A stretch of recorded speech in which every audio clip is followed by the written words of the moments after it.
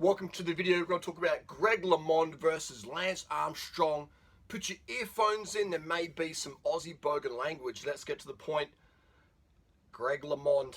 Alright, and if you appreciate these real videos, no jump cuts, just real truth bombs, or I should say opinion in the matter of this video, but there will be some truth bombs in here.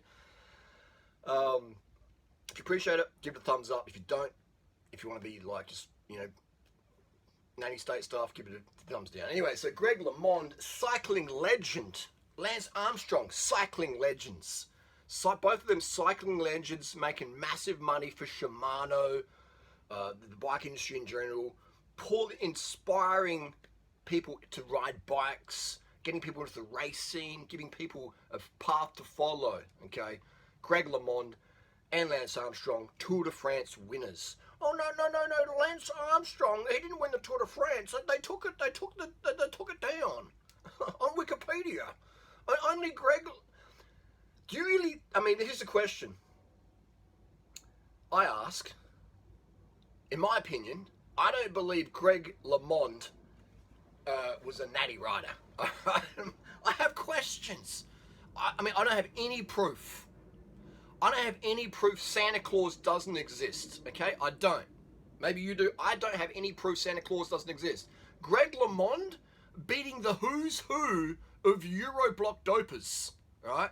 Testosterone, nandrolone, all right? Blood bags, EPO. EPO was in running, swimming, and cycling in the late mid-80s, all right? Look at the history of EPO. The thing is, the first company to bring it to market was Amgen, based in, was it Thousand Oaks, California?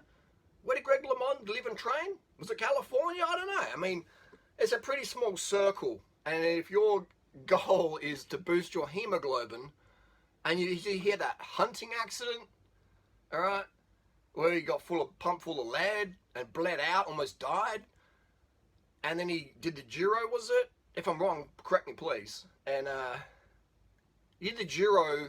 How did he finish there? And then a few months later, did he win the Tour de France? So how did he go from there to there? Well, he just trained harder, Harley. He just knuckled down and trained harder and diet, ate less and trained more. Yeah, that's right. Just skip breakfast and do 10 laps of Tourmalet. Yeah, that works. Yeah, it works in Disneyland, okay?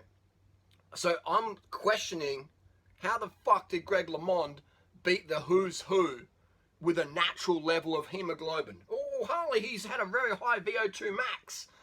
How do you get that high VO2 max? Why do people do blood doping? Why do people take testosterone? Why do people use DECA? Why do people use EPO? Because it increases your VO2 max. These things, they're oxygen vector doping compounds. Testosterone, for some people it is, some people it's not. But the EPOs is for everyone. The blood bags, all those things. DECA for some.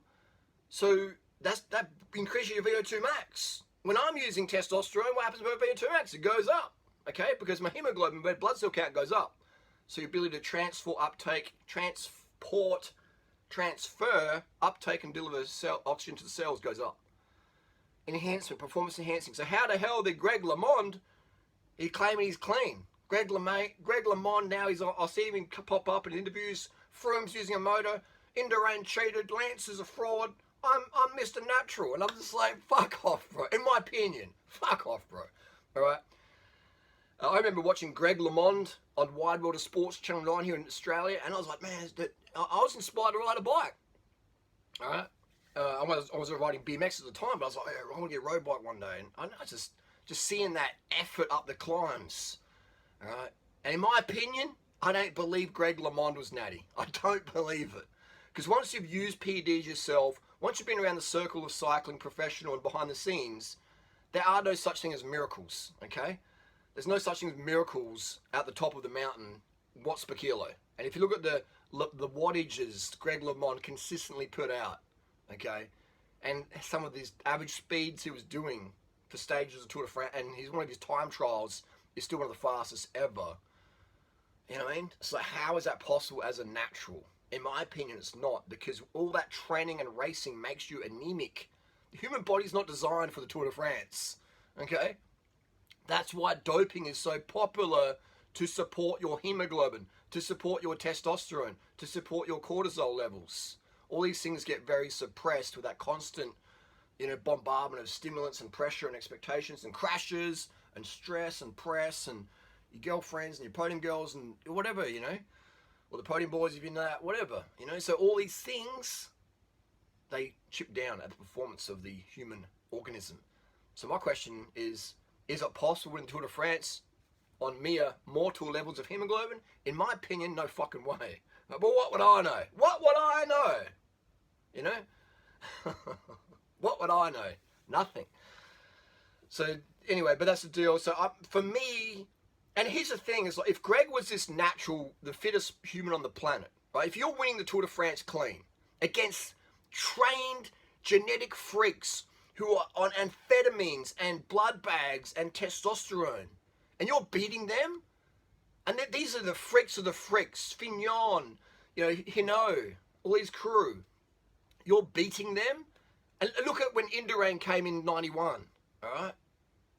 And look at the times, how Greg was just, on his heels, on his fucking heels. And he's just saying, Greg's saying, oh, Lemond, Indurain, Lemond saying Indurain's a dope cheat. Is he saying that? But dude, look how fucking close you are after 3 weeks of racing.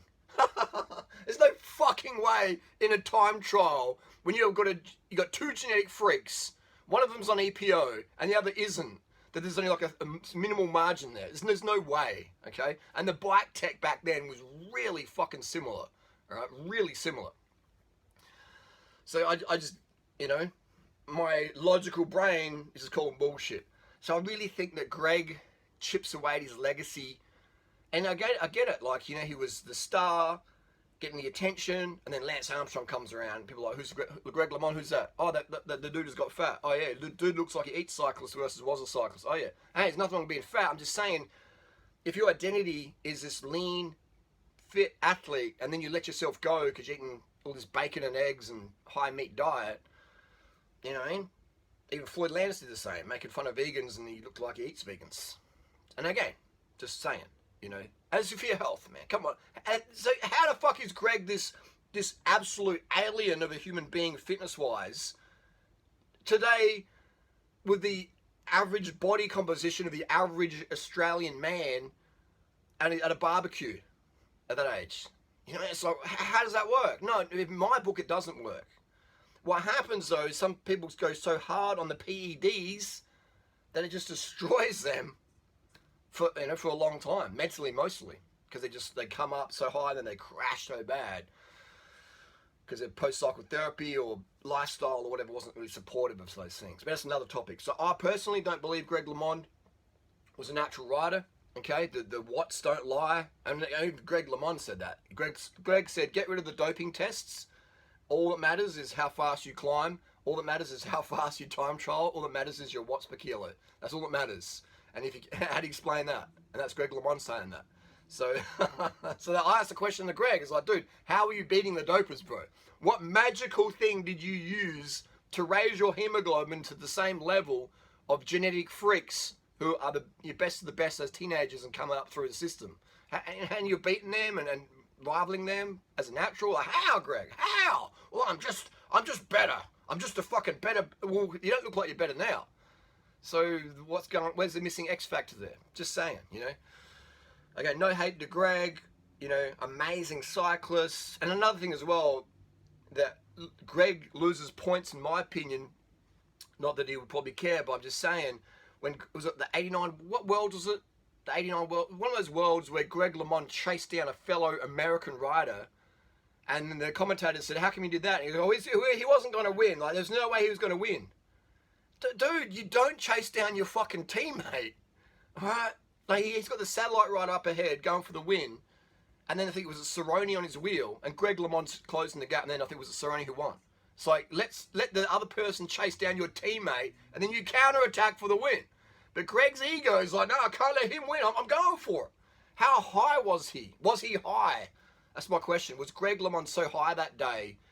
He's just like, But no, Greg LeMond doesn't use drugs. All right, we're not saying this video Greg LeMond used drugs. He just trained harder. He just went out there. They did 5 laps of Tourmalet. He did 6. If they did 6, he did 7, and he just did more. All right, when people were sleeping, he was riding.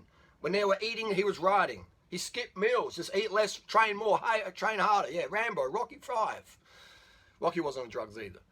It's this mindset out there that's what makes people fat, because they believe in fairy tales that defy human physiology. All right, there's limits and laws of human physiology and hormones and hemoglobin. And once you start understanding all that stuff, you start to say, oh, okay, that's what's going on out there. So again, I've got no issues with people doing PEDs. That's the job of being a professional swimmer, runner, cyclist, like pro, like, you know, big name. You're not going to be, in my opinion, a big champion in swimming, cycling, fighting, UFC, etc., running, unless you are taking something that's going to support your hormones that are going to crash from all that training, racing, and stress, and family life on top of that. All these things compound and start to chew away at the human physiology. So in my opinion, it's absolutely impossible to be a big name. You could be a professional cyclist, a bottle carrier, who no one knows about, and if you retire, you get like 10 likes on Instagram or a couple of comments, you could definitely be natural doing that. Right? And that's not me throwing banter or shade out there. I'm just saying, no one will know who your name is really, because your performances won't be up there, and that's fine. Nothing, you know, it's not about, we're not saving lives really, are we? You know, 7 watts per kilo. I'm just saying, drugs at the top of professional sport for the last 60, 70 years have been like eating breakfast, okay? It's just, once one person does it, and then it just, you know, and the talent pool, you don't get to the Tour de France if you're just an average bro, all right, as a climber or a GC rider, you know, you don't get there. You got to be a freak of freaks. You got to put it in like at least a decade of consistent training, okay, and to win the Tour de France, or to win New York Marathon, or to win the 1500 meter freestyle at the Olympics as a natural athlete, if you think that's possible, you probably believe in Santa Claus, and that's okay. I don't have any proof Santa Claus doesn't exist either.